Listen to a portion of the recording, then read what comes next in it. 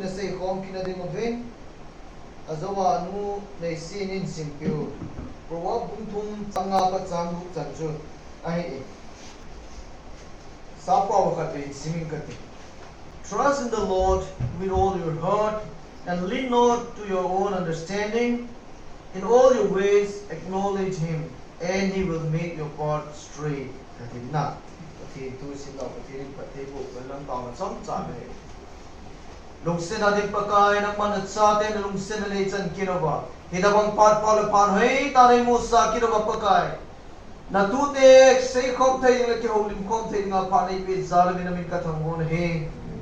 ke ma zong pakai chol se la khang gilo ka he jin pakai na tu te sei do ding la pung do ding ki long zong ka he pu in his zong la pakai nang man na cross le a nin sela kaming hi na zo se pakai na sa te he sa nom na ke ma na pachom chu pakai nang man ke ma le bo la kam bo zo la nan pu do ding tin ka taw kin he na tu te pate na bu sang la vela ke on na pate na chan ki na kalung thim ko te ho na han pi wa pakai ka sei do ho le pakai ka ke ho lim no ho hi tha gaw la ma jong ka ka sun be pinau a hi a nang ma ka kinai be nau hi thei nang ma phat thei na ne bo pi ki tu ti a halo ta jong le na pu ka pai kristam na ka taw hi amen lain na lung thim pung pin pakai zen ta sanin adina tasan kiti pa na say to trust God even when life does not make sense. Ihe topic in another yun na trust God even when life does not make sense. Ihin ho hi ipiti ngam hin kahin ho hi kahin lo jangam tapoy iti jong le pathi ni ita sang ngai tiu de na memi khat pe le ki thile nom zon te leise na ka hin zo pha chom poi iti ni zo da lo he na hi chi te lo de la pathi ita sang de mo he ti pai ana se yu tin tu ni trust God pathi ta sang ning na ti pa he tu chen ni he na trust that God ta san din ngam na pathi ni ta san din tu chen ni he ai le tu chen ni he wa chu hi chi pa do sia ki za cho trust God na pe bhat mi khat ko mai boy ne se ya trust God na pathi ta sanin kan tao pi he pathi ni pathe na bo he pathi ta sanin ai wa wangi venom. But you will discover as the time passes how difficult they are to obey. Trust God. Ahilla mi asay bay wanga chu mi zo sin say yeng wai wanga chu hichi ei ma tang in to ding la bo hi a mini discover na ki hetim te ki hedo te ni na i chan ge za ha hum i chan ge za pathi ta san din trust God iti ta san din na ngai din cho obey din cho i ti ha hum in to ding la bo ke na mi khat ko ma chu don't worry man trust God lung ka bit tang pathi ta san dang ti cho bai cho ai ba nga in ai to ding la a ha dan ke na chi chu he like to say he of course I have no way of knowing what the future holds for you na ai ma chahin I masanga rung ding ken no nak masanga rung ding le na to ding khat cha ka he po ne na nangin no kya na he po ne na ai la vela hai you may lose your home and everything in a fire na in zong ai lo na nei na go zo seong merin na ka chai pi mai thei cho abon cha mei wan swai lo mang tha the na in go zo seong ke hello to jing le thai su ding ham na I pi ti ding ai lo le you may lose your spouse to an early disease detected but not cured. na zinu ham na zipang khayong chu nat na ne ya kizen dam zo ta lawa mata a ki thi do mai ti na am na sei ke tu chunga kaupa kau nu om lo chunga kaupa tu ni ki za lu mong zo lo mi hong ki che na hong ki ngai lai ta azi nu me ham asalam har hong thi le I chat geza adam nu adam pa na chu le ta maybe it's our future na imasang wang hong di chu koi ma jang ki bel le lo I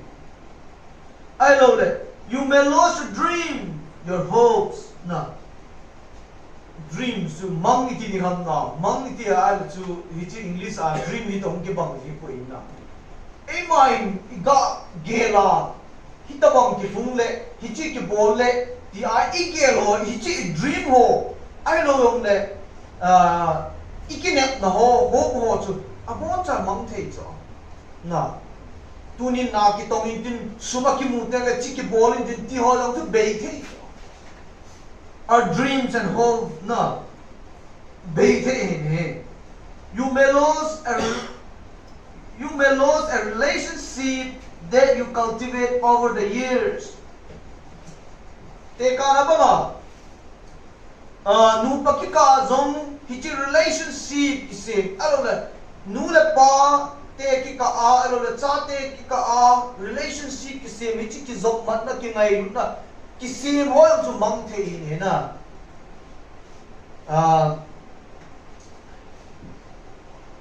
कहीं कचाते हैं relationship किसी जो अन्य वक्त बना गाय लुटा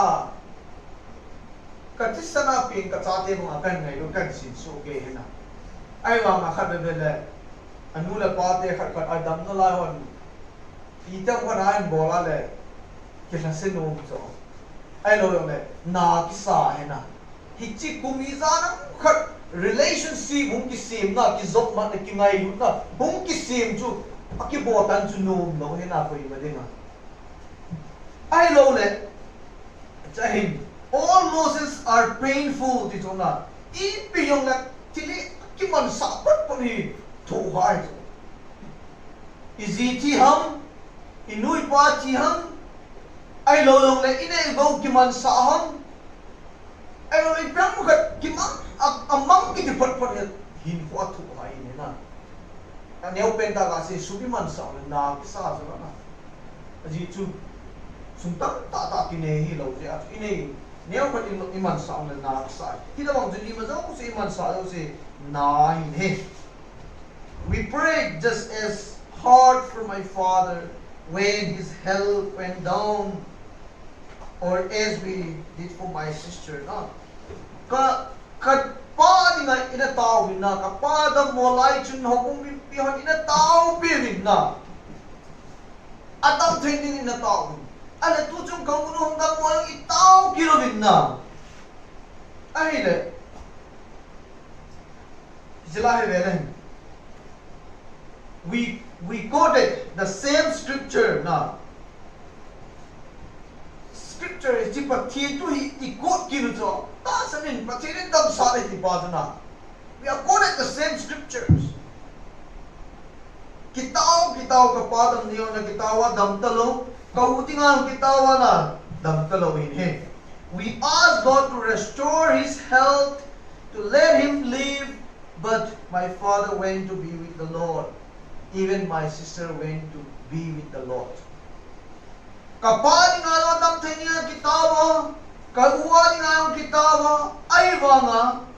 amani ju pathin ko ma ki chwa ta cho em hi min akide chu ta sa dam no lai ki de na ai wang ita ma pathin na san lo kitam na ai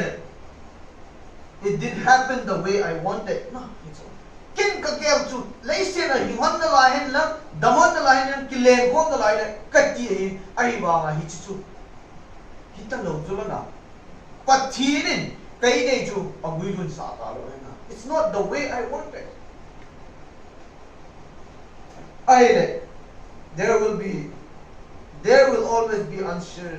unanswered question tam ta equation of answer lo tam ta anh sẽ chơi lại muốn nhau từ là vào này luôn theo lệ có cái có mấy độ điều mấy tàn thế nào ai đâu là ai biết rằng why don't my loved ones make it na cái sung mi te ho ai đâu nang ai đâu này sung mi te achini ngan đây đâu ho chun impeding why don't they make it na impeding tu dam do lo hang ai đâu lệ why am I not getting better na ai đâu lệ ai khoyong chu na ipiti din ham better di lo cho cái phát chôm bê lo na ai lo le ipiti din ham hung phát dẹp dẹp ding ti da bang chuna cái phát dẹp dẹp lo ti na da bang cho ai lo le why did this person leave ai lo le ipiti nga mo ai na da ha ham na position to me himin position ni lung ti mai ki tim sera ki ne na position hin ale something are not going to make sense na till three PM something are not going to make sense of. Piti ding ham till why be na sense sum lo ta bang icho na ipiti nga chi uma ipiti nga chi so on di PM ipiti le ding ham sense na I hate na ipiti ding ham na alo le understanding na hit ding ham I like him but God would not have allowed it now if He was not going to bring good out of it.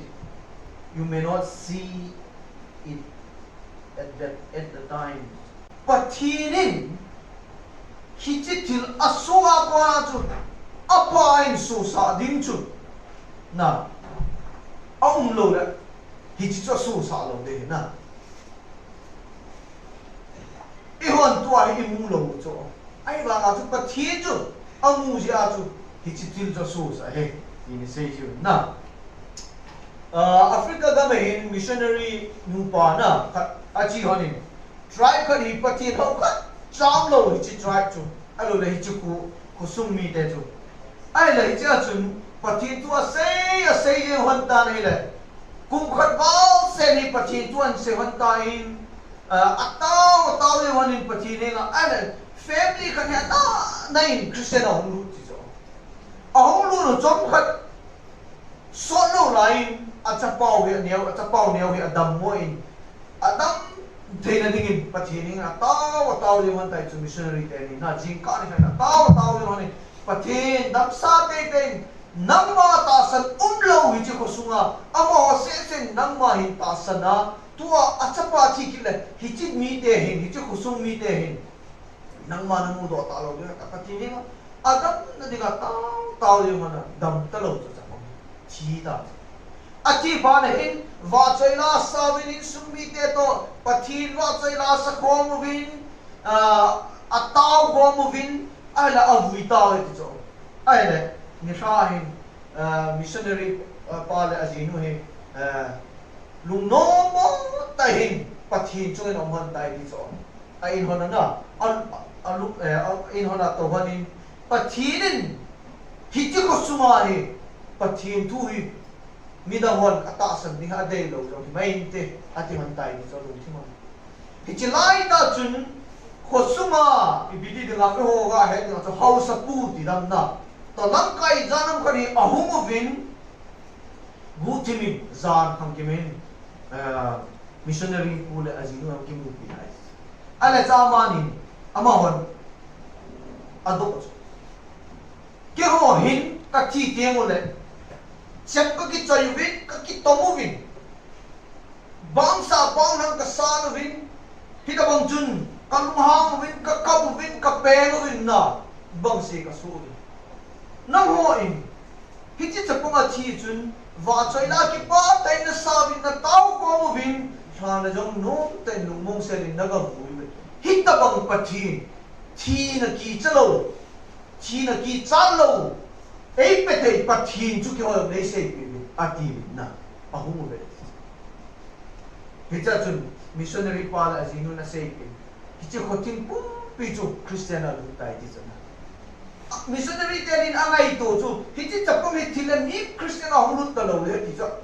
mi lu gala ngai to ai ba ma pathin chu almighty God sovereign God nai ma jong se mu the ya chu ông lúc đến cho mù mà sát dia chu chapang chu missionary te na tao pi pi wa ta chi sa chu na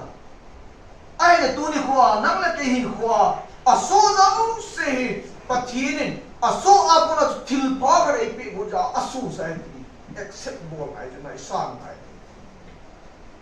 a pe ta wa chu imu do lo imu thei lo ji a chu ilung nan tin ilung hangin tin tak tam ni he na Selahin. But God knows what He is doing. He has your best interest at heart. It's not random. It's a part of His plan. It's all. But Tinin, abo he ahead he na. Nang din le kay din apa penta ilung tima iday penta so. But Tinin abo pida. It's a random hello eh. Random iti din chule. Te karabang chun. Sanggol kil te tao din na. Sanggol kili. Ki mo kui le ki to lo de cho na random tai dai lai ki bola ki to lo cho ai wang chi in chi te lai te to chet chu na ki to chet he na sanggol ki ikil khelo na mela mel se cho na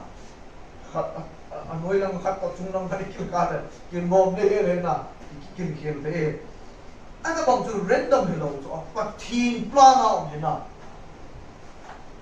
Christian te in khowa so zo se pathin plan out he na I accept ngai he ha ai na ai want to accept ngai he Romans 8 chapter 28 na says all things work together for good to them that those who love God he na zechun velen line bible sang azawa simta na trust in the Lord lalung tim pumpin pakai ta sanin nang mahet na may kisumhin na nalampi zo si tu pathin het sain chutila aman nalampi na sin jampi de het na is it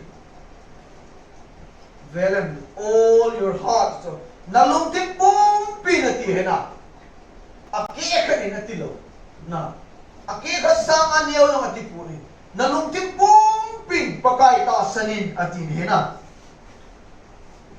all your ways so nalampi no se atikinin hena temwa ka atilo to patinin na imazong se ha bon sa de patinin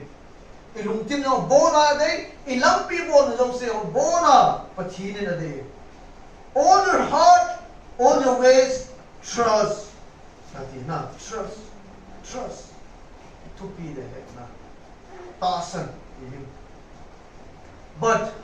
what about when things are not going our ways, our prayers are not being answered, the problem is not turning around, we are not seeing favor na gabelen ivela imatsa ipem ay malung gel mga imatsa chitalo itaw na zong patinin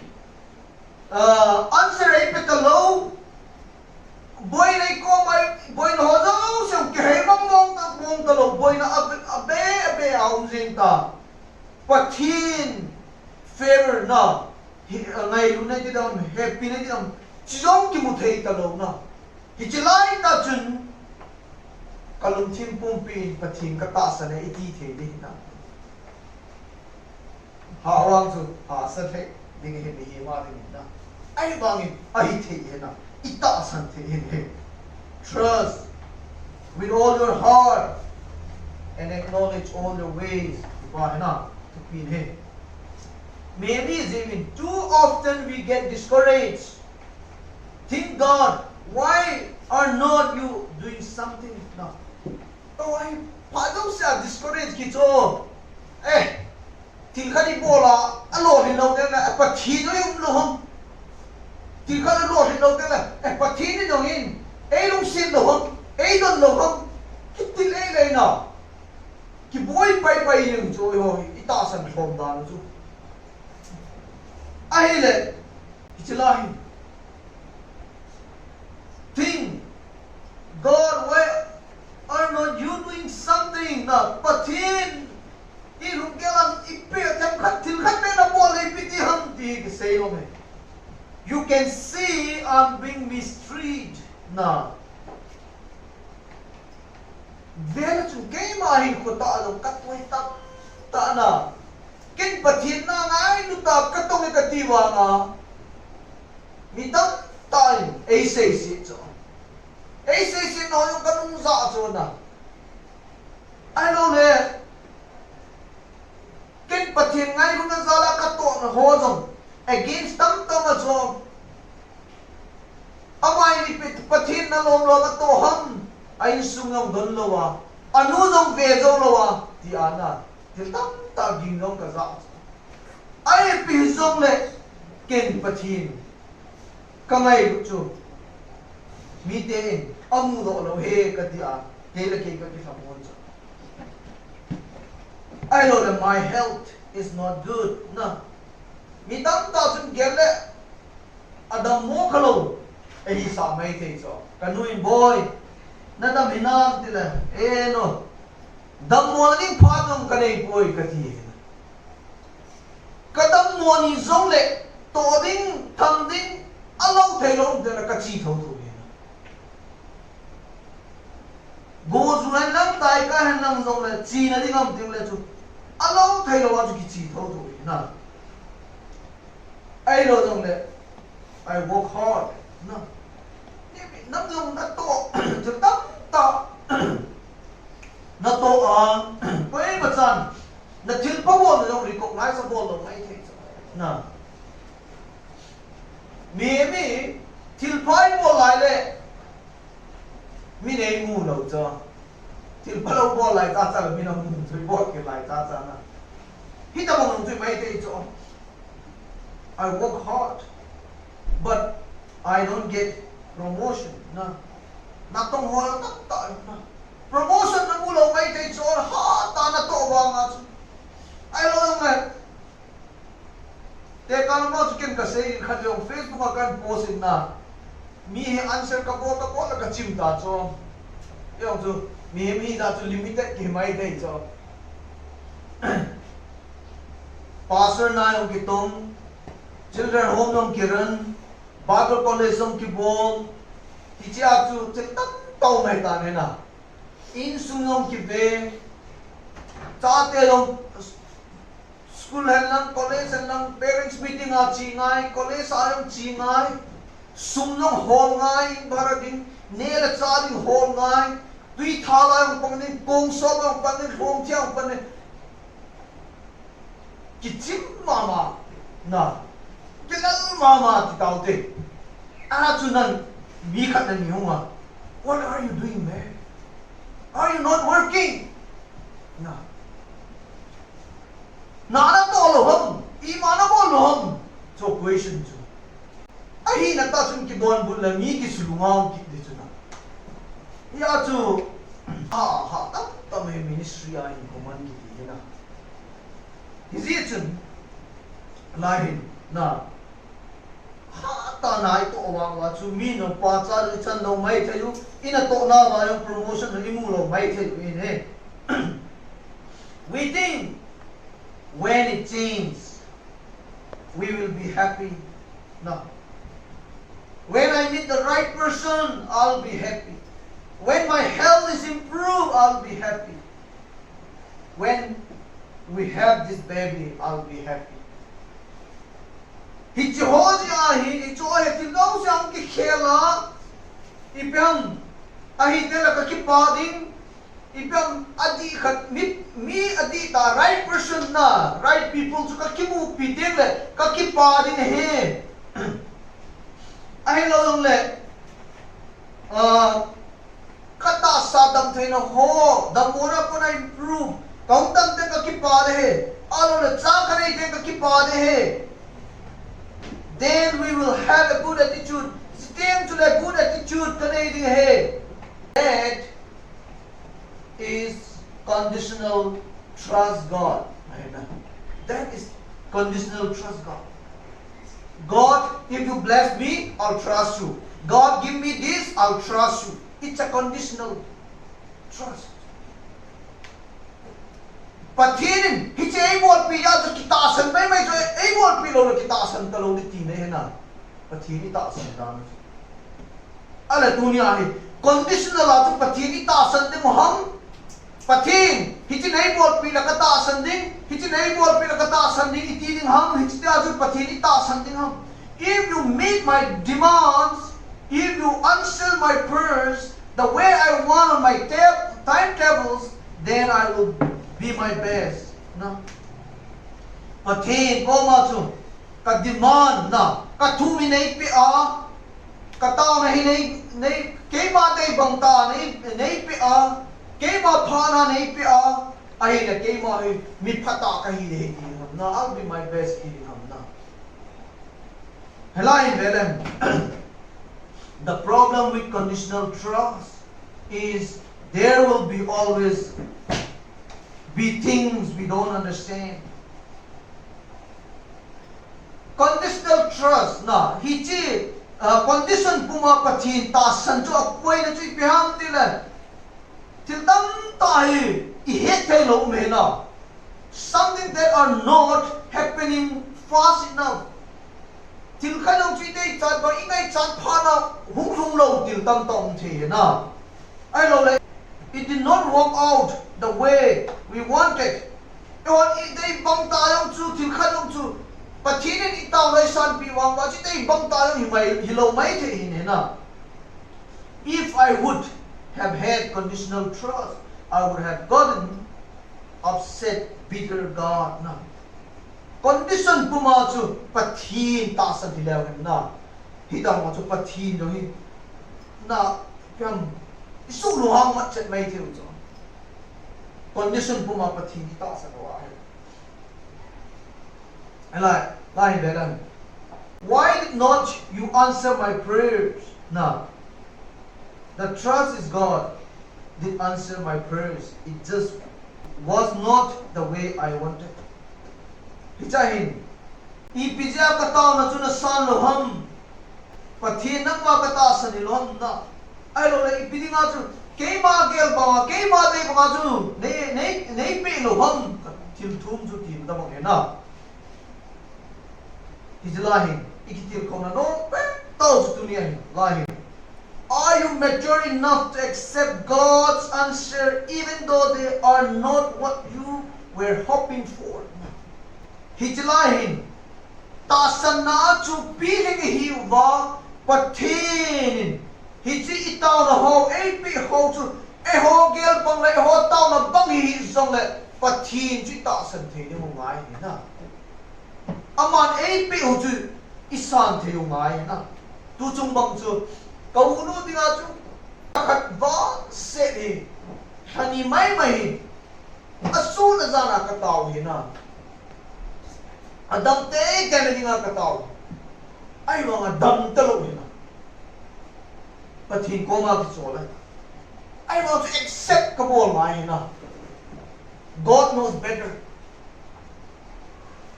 Kaya kahit sa nga pathinin kamasama ang rung nga head so na. Kauno na isilin ko Allah chu apat sum di nga Allah. Kaya kamu halo til patang ta. Ong siya pathinin la ni a kakisan thing thing le ta san na being na mature ka hi mai na hitamam chu nam ke yo I bon cha tu ni kiti ko no ne na. God is the sovereign God pathieni ma do se chuma vai hom vai po thane pe ne ti ita sana le pathieni ei koi na hi thai te mai ni na dunia pathieni ei koi na wa thai ni na mi ki lung thai lo na pathin nei koi na ai ma tu nai ki tim ko na no pe tau chu pathin nei koi na lung thai it adam mo ai ko yong le itam mo na ki pau tin lung thai no te pathin thang lo gen the ai ko yong le gen thai na chu pathin thang ko na ne te I hau san jong le hau san na chu pathin thang ko na ne te mi no ya yong jong le mi no ai ko yu chu pathin thang ko na ne mi chu ai ko yong la pathin thang ko ne I na wa chu pathin I thang ba the te mo le ta san na mature healing pathin chu I ma zong se chu wa thu nei pe la vai hom hi a so no se ama het la bin a som pon ti a ita san na chu hung hi ni. We are not going to understand everything that happened faith is trusting God when life does not make sense. Amen.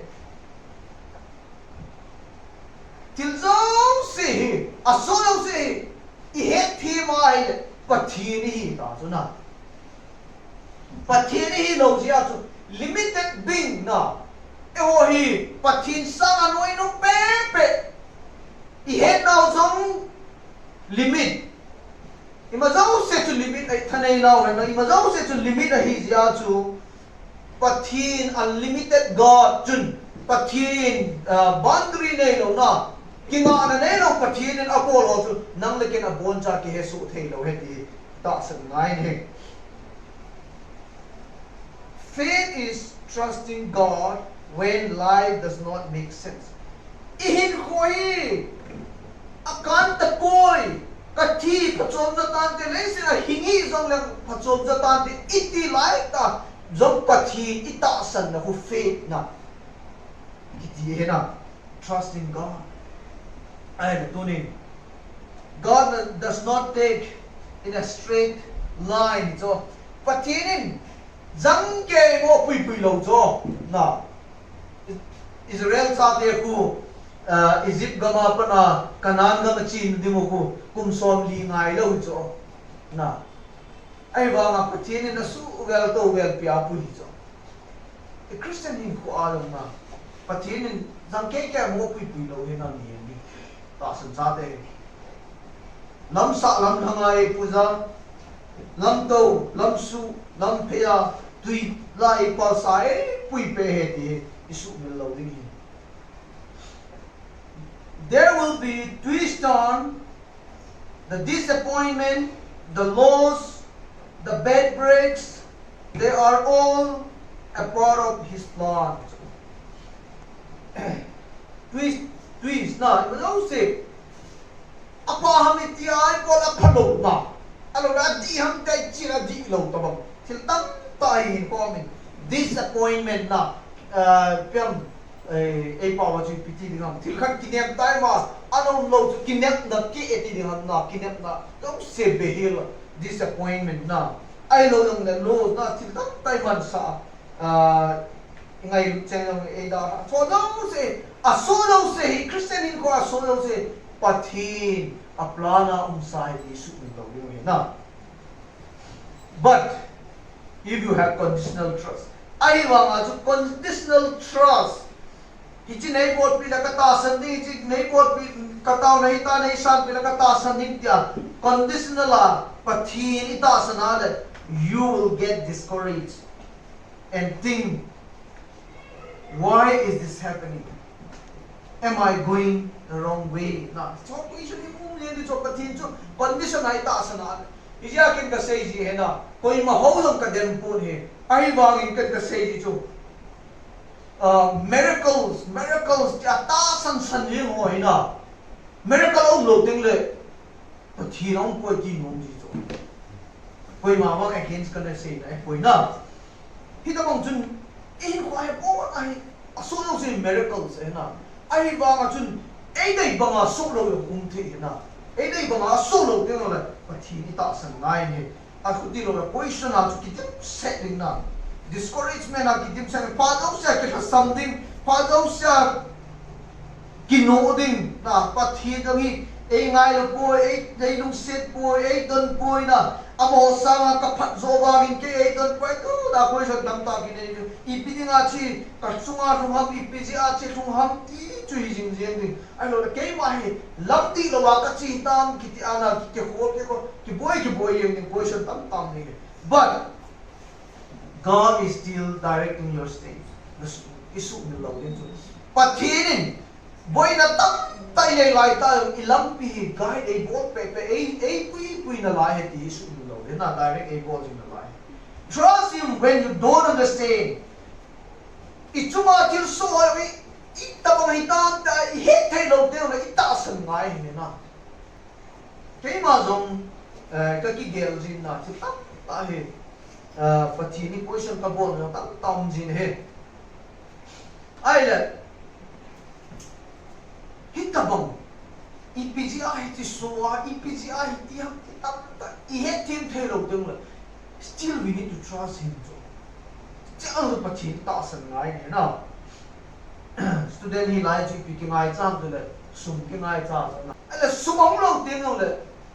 ti tin pui ma nam na ken kana sei jin ken sei sao he baru college a BTS ka sim line sum kan tak nei pe sen kan ngol in pathin ka he pun na Bible college a kam dan pathin ka he pun ai le BD le MD kan simin sum kan ei ta pui na ka ke thei ba ma jing in he fi zangahi ka pe zo lo zi in zathum ka pin zani dingai na ka to jingka mata tai ka tho wa gas nei lo zo college sa chu thinga ki bon hi na hi chi robot thing ti ho ka e ji wa na I think che chu nai ti chu mei hu de se yen zo hi chi a chu breakfast ki hon ji zo jingka pung thum ma khai ho na ini ki ka ai chu na ki bol jo mi za thum ne rin chu mi khalin li la nga changa ne chu na tak ta la ki se me he ai le chu ki bol sai ding la serving ki bol ki o zo ho in aji cha te to ne ka thi ke tak ta kung la ber tam ta so de ko do pi ki na I cho ki so be ro lunch ho na ni ho ki no kit na aju minute ngai ke ya he yom le class ai to sa lo he na ai le chlai ta hin sum ka nei ta pu in sam thau he ka nei ta pu ni na sam thau he ka sami anelin na sam thau ka nu lo le bu ten tun cho ya tu sam thau ka ne o ka nu ye nei ya tu sam thau ni ong lo ka thei pu in ala ka sam thau he be ta na sam thau ka se ka nei chu be ha ta in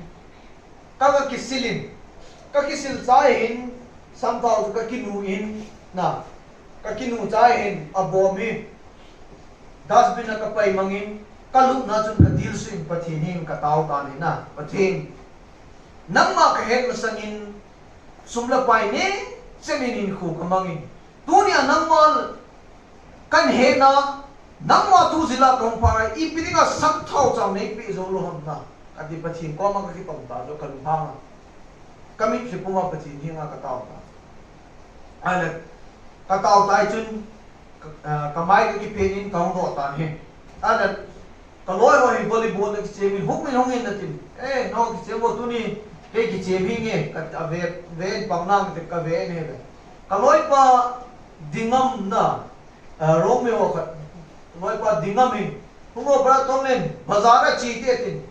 ka hung nom he nam chi ka tila pui na in na ka chi hon khu Kerala chu beef parota ki popular he na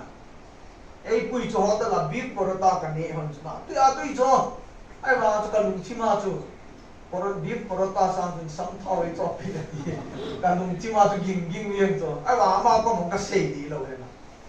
ka ne cha hon tan kaung ki le ki non khu dukan khana lu nin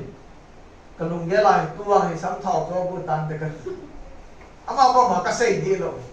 ala Pepsi bottle ka kana la ki chu kan don han na alung le na tu Pepsi sa nei sam thau le ka ti thau cha ama la ma ba ma ki sei lo na ama no cho jum do ka hung la college ko mahin dukan khan un ki cho hi cha chu na pui lu ki ni ka lung ge la che wa nge ai ta ka ti ala ma no sam thau ni an cho alung ge la ama ni ma cha sei lo ma khat ku ke de ti ka ki ko ta ga lunga hai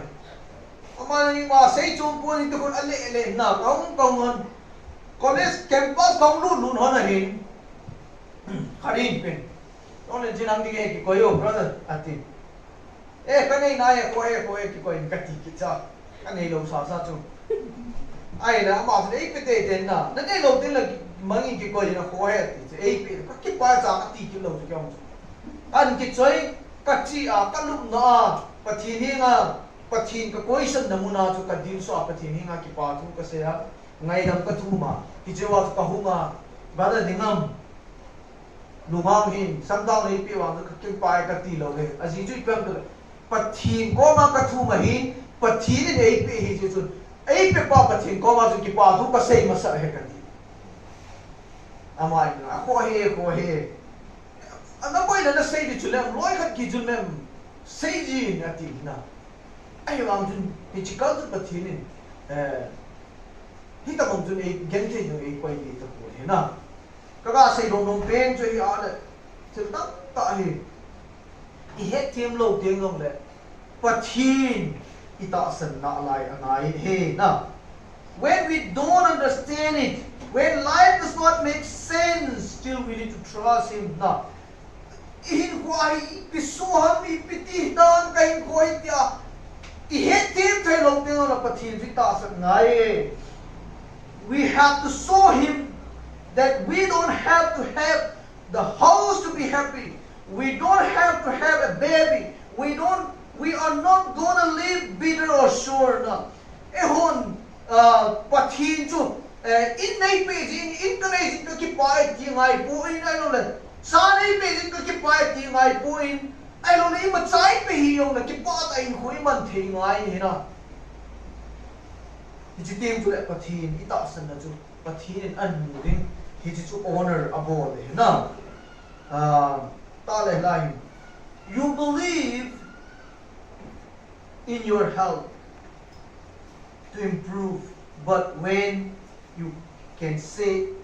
if it does not get better, God, I'm still going to honor you. No. Pathin kadam mo na hi kapat ting le nang katangwa ding ano na nang katasan de iti sounds whether I get better or worse na pathin jun dam sa lang dam sa hi na pathin nang katasan de ti the ai ni na steam to le pathin lo pi ni na yang la I'm still going to be my best na pathin in pat bo han lang bo hi yong le we are going to live a happy life. We are going to be the best. When God see that you don't have to have it, now, but here he chipahi, but take a boy and give boy away 8,000 at eating like but here but take up away now. Jesus will him. What you are willing to give up now inside you, South him tam na to need what we are willing to give up. Ipiam pathina de ipi do ngapsa ita sadam thena ine igo ham na nui pa ham na isopila na hami ngai che ita ha pathina de ipi do ngapsa na what we are willing to give up na. Are you living frustrated because your prayers are not being answered the way you want? Your plans are not working out.